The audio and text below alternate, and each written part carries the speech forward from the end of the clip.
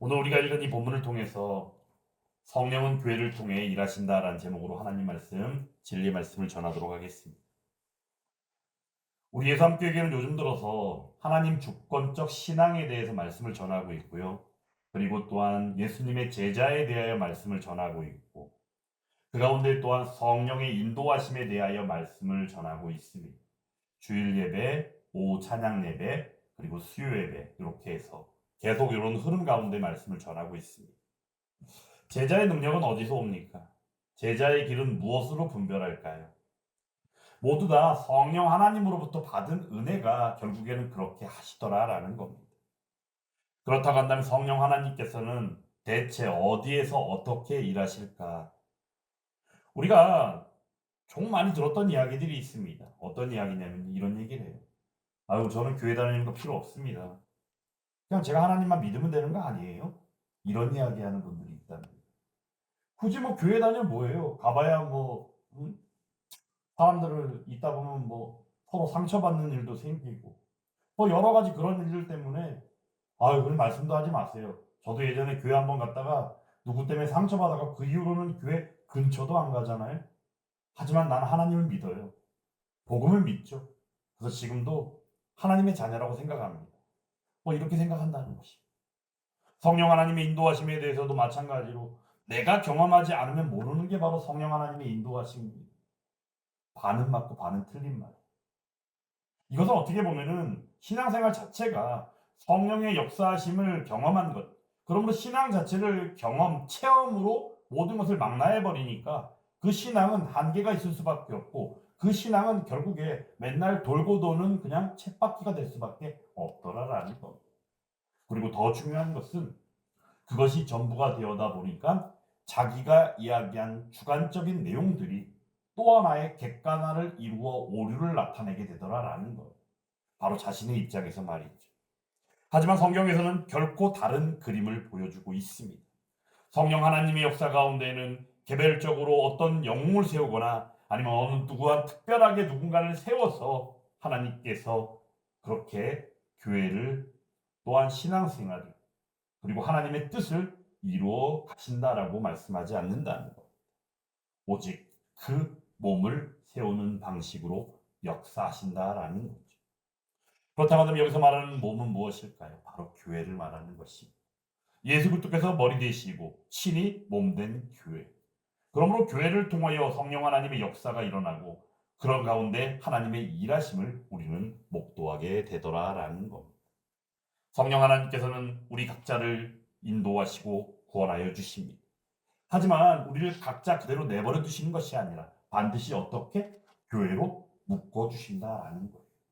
그러므로 교회는 저는 교회입니다. 또 여러분들 각자도 교회입니다. 말이 되는 것 같지만 실상은 교회라는 의미 안에는 서로 함께 믿는 믿음의 모임임을 우리는 또한 기억해야 합니다. 그래서 혼자는 결코 교회가 될 수 없는 것이죠. 서로 함께 있었을 때. 그러므로 고린도전서 1장 1절의 말씀을 통하여 볼 때 어떻게 말씀이 나옵니까? 예수 그리스도 안에서 거룩하여지고 또한 그 가운데 주라 부르는 자들. 그러므로 그들은 주를 믿는 자들이다라는 겁니다. 그들이 바로 교회더라라는 거죠.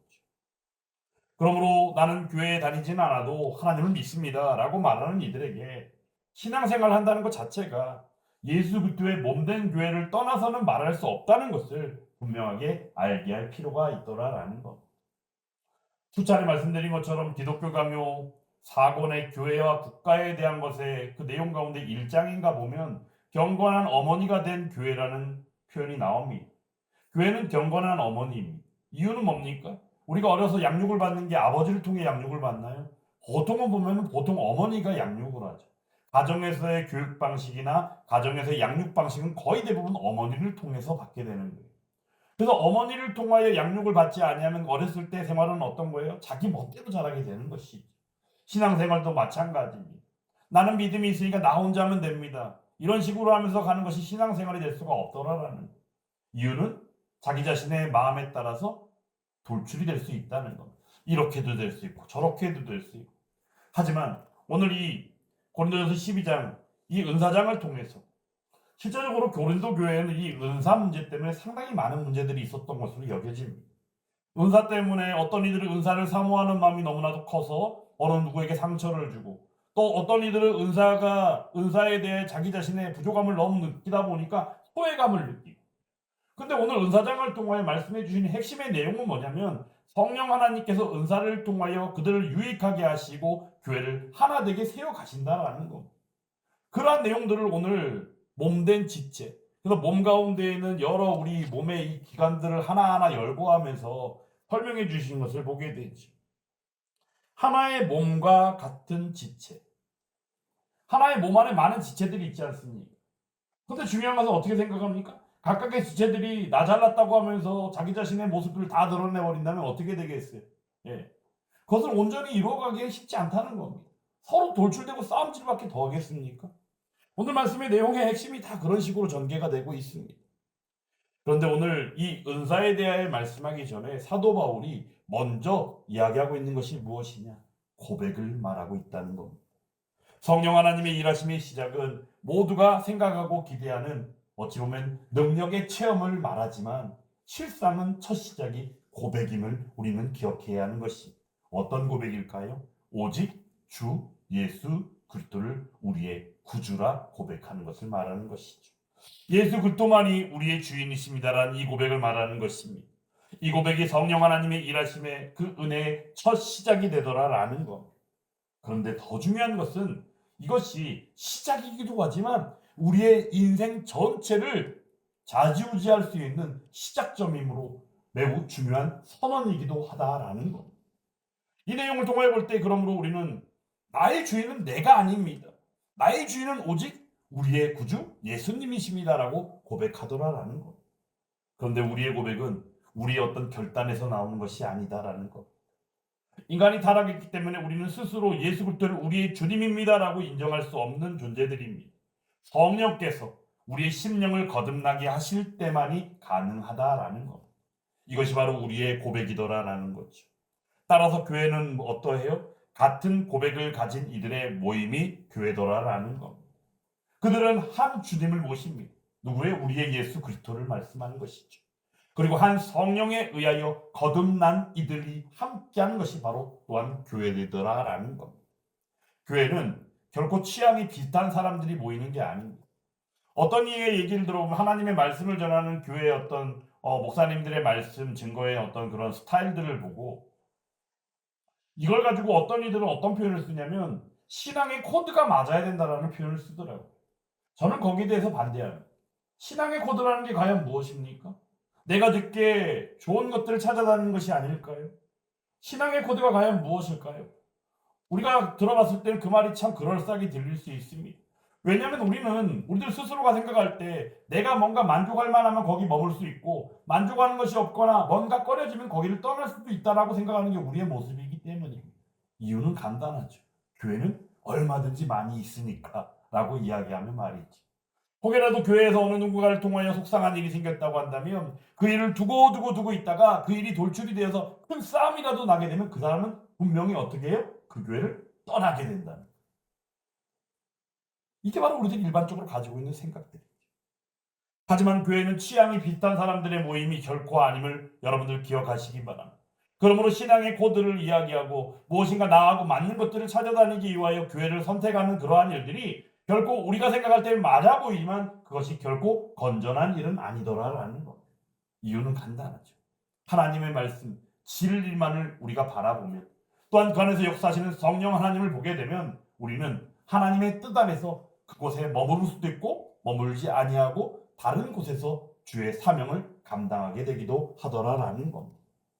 어찌되었건 교회는 성령 하나님께서 한 고백으로 묶어주신 거룩한 몸이 바로 교회임을 여러분들 분명히 기억하시기 바랍니다. 그런 가운데 하나님께서는 여러 가지 다양한 은사들을 통하여 하나됨을 이루어 가신다라는 겁니다. 오늘 4절부터 6절의 말씀 매우 중요한 내용이 담겨 있는데 한번 처음부터 같이 읽어보겠습니다. 은사는 여러 가지나 성령은 같고 직분은 여러 가지나 주는 같으며 또 사역은 여러 가지나 모든 것을 모든 사람 가운데서 이루시는 하나님은 같으니 아멘. 여러분 여기에 매우 중요한 부분이 드러나 있어요. 뭐가 드러나 있어요? 우리가 믿는 하나님은 어떤 하나님이요? 삼위일체 하나님인 줄 믿습니다. 그 내용이 들어 있습니다. 성령은 같습니다. 주님은 같습니다. 또 모든 사람 가운데서 이루시는 하나님은 같습니다. 성령, 주, 하나님, 즉 삼위일체 하나님을 말하는 것이죠. 삼위일체 하나님께서 그 조화 가운데 베푸시는 은사는 다양합니다. 직분도 다릅니다. 그리고 일하는 사역도 다를 수 있습니다. 하지만 그 근원은 누구라는 거예요? 삼위일체 우리의 하나님이다라는 것. 오늘날 우리는 이 다양함에 대하여 여러 가지 경쟁을 만들어 버립니다. 또한 은사도 계급으로 만들어 버립니다. 직분도 서열로 만들어 버립니다. 여러 가지 성령의 방식에 대하여 우리들 스스로 이상하게 해석하고 이상하게 적용하여 이상한 분란과 갈등을 일으키고 있다는 겁니다.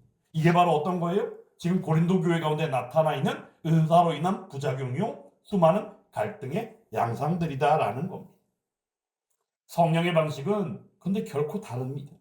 성령 하나님께서는 이처럼 여러 가지의 내용들을 우리에게 베풀어 주심으로 말미암아 살게 하시지만 이 차이를 통하여 하나님께서는 우리에게 원하시는 게 있어요. 어떻게 해요? 하나 되라고 말씀하신다는 거예요. 우리가 서로 다른 일들이 있습니다. 예를 들어서 모든 이가 똑같이 10가지의 일을 다 할 수 있다면 얼마나 좋겠어요. 근데 그렇지 않다는 거예요. 어떤 이는 5가지를 잘할 수 있고 어떤 이는 나머지 5가지를 잘할 수 있고 또한 그 가운데 어떤 이는 한 가지도 다 전혀 할 줄 모르는 사람이 있을 수도 있고 어떤 이는 10가지를 다 잘하는 사람이 있을 수도 있어요. 근데 사실 그러한 경우는 어때요? 거의 드문 일이죠. 결국에는 내용이 뭐 어떠합니까? 전체적으로 봤을 때는 뭔가 서로 부족함 가운데에서 서로 격려하고 배려하고 이루어가게 하신다는 거예요. 어떻게 해요? 하나 되어 가게 하신다는 뜻이죠. 그러므로 그 차이를 통하여 하나됨을 이루시는 것이 바로 성령 하나님의 역사임을 우리는 기억할 필요가 있다라는 겁니다. 교회 안에 저처럼 말씀을 전하는 사람이 있습니다. 또한 그 가운데는 함께 기도함으로 함께하는 기도를 통하여 수많은 영혼들과 또한 전도와 선교의 현장 그리고 교회가 세워지길 위하여 기도하기도 합니다. 그리고는 더 나아가서 재정으로 또한 물질로 헌신하는 분들이 있을 수 있고 더 나아가서 매우 중요한 것은 보이지 않는 자리, 외진 자리에서 눈물로 섬기는 이들도 있더라라는 겁니다. 그런데 성령 하나님께서 이 모든 것들을 조율하고 계시다라는 것. 혹자들이 바라볼 때는 그나마 제일 눈에 도드라지게 드러나는 물질로 섬기는 것을 제일이다라고 여기는 잘못된 생각을 갖고 있는 분들이 있어요. 섬김의 모양은, 헌신의 모양은 우리가 볼 때 어느 것도 우리가 이 차등을 둘 이유가 전혀 없다는 겁니다.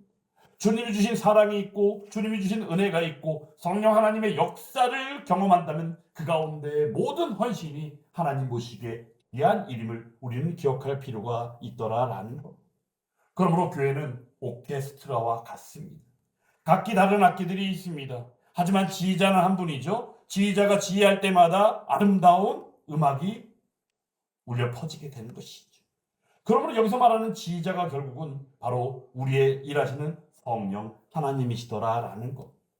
성령 하나님께서는 각 사람에게 유익을 주기 위하여 나타나십니다.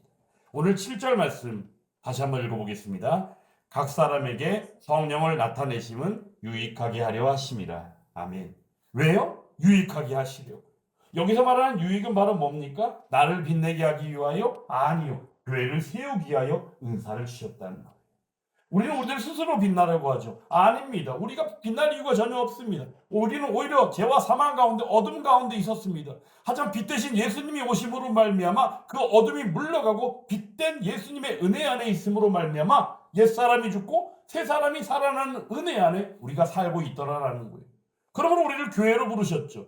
그 가운데 우리에게 은사를 주셨습니다. 그리고 그 은사를 통하여 하나 되게 하시는 은혜가 성령 하나님의 역사 가운데 있더라라는 겁니다.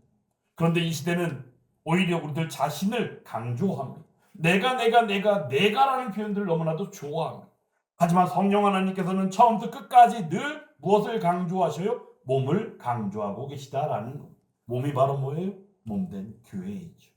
그러므로 교회를 강조하고 계시는 성령 하나님의 역사. 어떤 이는 지혜의 말씀으로, 어떤 이는 지식의 말씀으로, 어떤 이는 믿음과 병고침과, 어떤 이는 방언과 여러 통역하는 일들로 인하여 이렇게 여러 가지 그들이 누리게 되지만 결국에는 이 모든 것들이 교회를 든든히 세워가시기 위하여 그렇게 하셨다라는 것. 그러므로 교회는 받은 바 은사로 헌신함으로 하나 되는 것이 교회인 줄 믿습니다. 그리고 또한 성령은 그러므로 한 몸을 이루게 하십니다.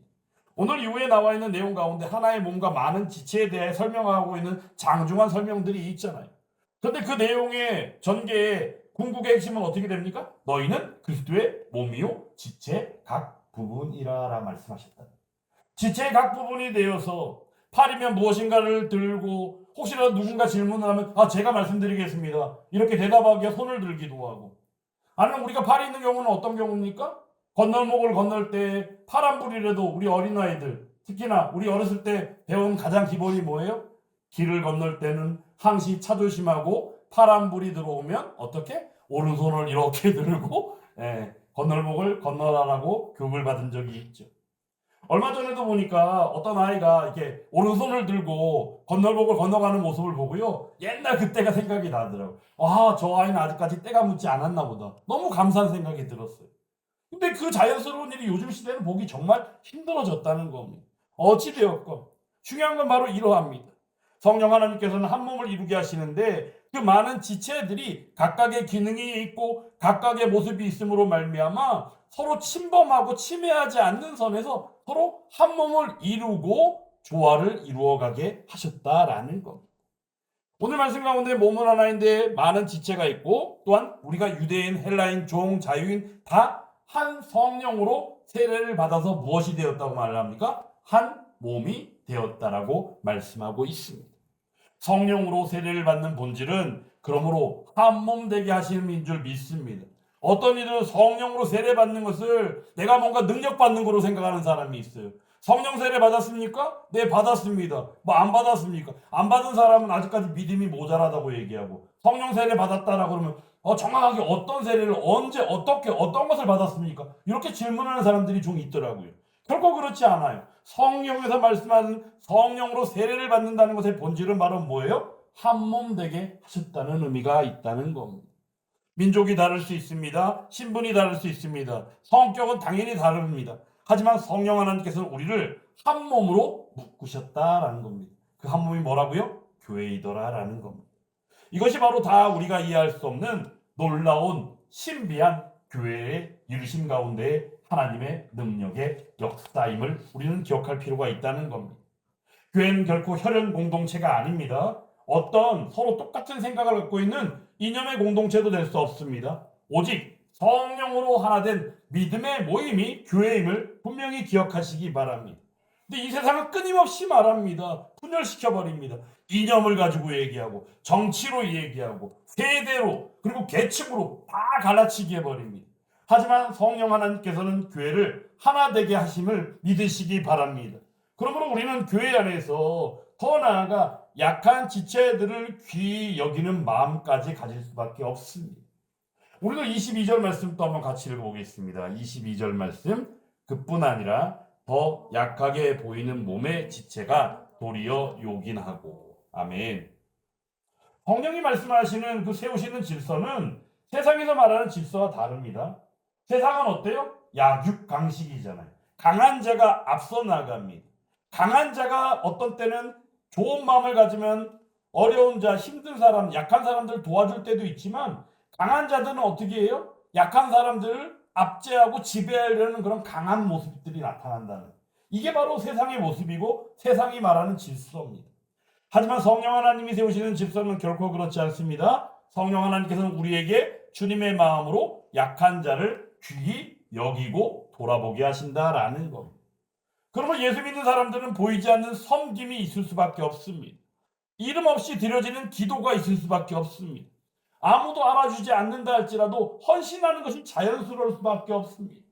그러면 우리는 외칠 수밖에 없습니다. 이름도 없이 빛도 없이 하지만 주만 보고 가리라. 이 고백이 우리의 고백일 수밖에 없다는 것이. 그런데 더 중요한 것은 이러한 것들을 성령 하나님께서 우리에게 기억하게 하시고 그렇게 살게 하시며 또한 그러한 삶을 성령 하나님께서는 기억하여 주시더라라는 것. 그러면 우리는 전적인 하나님의 은혜로 살고 있습니다. 예를 들어서 교회 안에서 누군가가 비교하는 순간이 되거나, 예를 들어서 교회 안에서 누군가를 무시하는 모습이 나타난다면 그것은 결국 성령의 질서를 거스르는 일이 되면 물론이거니와 몸을 찢어버리는 그런 모습이 될 수밖에 없다는 겁니다. 그러므로 성령 하나님께서는 자연스럽게 오늘 은사장 12장의 말씀 이후에 바로 사랑장으로 연결이 되며 은사를 통하여 하나님께서 교회를 묶으시고 하나 되게 하신 가운데 더하여 사랑으로 교회를 단단히 하나로 묶어주신다는 것을 우리가 기억해야 한다는 겁니다. 예를 들어서 교회의 은사가 제 아무리 넘쳐도요, 교회에 사랑이 없다면 아무것도 아닐 수밖에 없습니다. 성령은 단순하게 능력을 주시는 분이 아닙니다. 사랑을 부으시는 분인 줄 믿습니다. 성령의 충만함은 그러므로 우리가 무엇인가 대단한 뭔가를 받아갖고 막 요란을 떨고 소란을 떨고 소동이 벌어지는 현장이 아니라 주님의 사랑의 현장이 되는 줄 믿습니다. 우리는 교회를 혹시 우리의 필요에 따라서 소비하고 있지는 않습니까? 아니면 교회를 진정 세워가지고 계십니까? 예를 들어서 교회 안에서 내가 받은 달란트가 있고 은사가 있어서 그걸 가지고서 하나님 주신 은혜 안에서 잘 이렇게 사명을 감당하면 되는데 혹시라도 누군가하고 비교하거나 누군가에게 상처를 주고 있지는 않습니까? 그런 일들이 있어서는 아니 된다는 겁니다. 오늘 말씀의 핵심 바로 뭡니까? 오히려 더 그들을 돌아보고 배려하고 주의 사랑으로 그렇게 서로 세워줌으로 말미암아 하나 되는 몸 교회를 이루어 가라고 말씀하여 주신다라는 겁니다. 사랑하는 여러분, 오늘 분명히 기억하시기 바랍니다. 성령 하나님께서는 지금도 교회를 통하여 일하고 계신 줄 믿습니다. 홀로 신앙생활을 한다는 거 아니요. 몸 안에 즉 교회를 통하여 믿음으로 붙어있는 이들을 통하여 일하시는 성령 하나님을 경험하는 저와 여러분들이 다 되기를 주님의 이름으로 축원합니다. 그러므로 성령 하나님은 예수 그리스도를 주라 고백하게 하시고 다양한 가운데 하나됨을 이루게 하시며 그 안에서 우리들 각자에게 은사를 주심으로 교회를 세워가게 하시는 줄 믿습니다. 더 나아가 약한 자를 귀히 여기는 마음이 있게 됩니다. 사랑으로 교회가 하나됨을 더욱더 든든하게 경험하게 됩니다. 그리고는 더욱더 우리는 이 교회를 위하여 신실하게 기도하며 나아가게 되는 줄 믿습니다. 이때 우리의 고백은 무엇입니까? 주님, 나를 사용하여 주옵소서. 나를 통하여 교회를 세워 주옵소서. 내가 가지고 있는 어떤 은사가 아니라 오직 그 은사들이 하나가 되어 주님의 몸이 더욱더 세워지기 원합니다. 주님, 함께하여 주옵소서. 이와 같은 기도를 통하여 교회를 통하여 일하시는 그 성령 하나님을 더욱더 깊이 경험하며 든든히 세워지는 교회 가운데 함께하는 저와 여러분들이 다 되기를 주님의 이름으로 축원합니다. 성령 하나님은 세월이 변하고 시대가 변해도 지금도 교회를 통하여 일하시는 줄 믿습니다. 혹자들은 말합니다. 정치 논리를 가지고 말하고 교회를 입막음하고 진리를 희석하고 훼손하고 복음을 희석하는 가운데에서 그들은 말합니다. 교회가 이제는 필요 없는 시대다라고 말합니다. 하지만 지금도 성령 하나님은 교회를 통하여 일하고 계십니다. 그러므로 그 거룩한 일하심 가운데 한 명도 빼놓지 않으시고 쓰임받는 그 은혜가 예수 함께 교회 그리고 여러분들 가운데 함께하기를 주님의 이름으로 축원합니다.